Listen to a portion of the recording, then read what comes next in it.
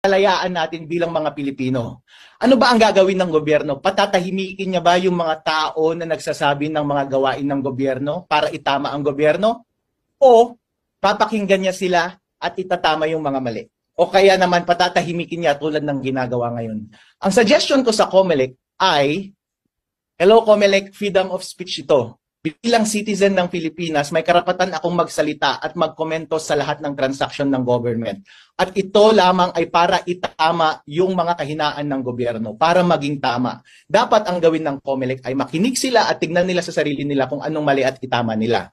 Ngayon, ang hindi dapat nilang gawin ay patahimikin ang tao at abusuhin ang kanilang karapatan na magsalita laban sa ating gobyerno. Dahil fundamental right yan, freedom of speech. Nangyari na yan nung nakaraang mga administrasyon sa iba't ibang bansa. Kaka-celebrate lang natin ng EDSA Revolution. Yung gobyerno na pinapatahimik ang tao na nagsasabi ng katotohanan sa huli ay hindi nananalo. Hindi magiging maganda ang itsura nito sa COMELEC. Hindi magiging maganda ang itsura nito kay Commissioner Garcia. Dapat maging mature siya sa approach, pakinggan niya yung concern, and i-address niya yung concern mismo. Huwag niyang patahimikan yung tao. Kasi kapag ganun ang mangyayari, mukha lang silang guilty. Kapag hindi totoo yung sinasabi ko, let the public judge for themselves.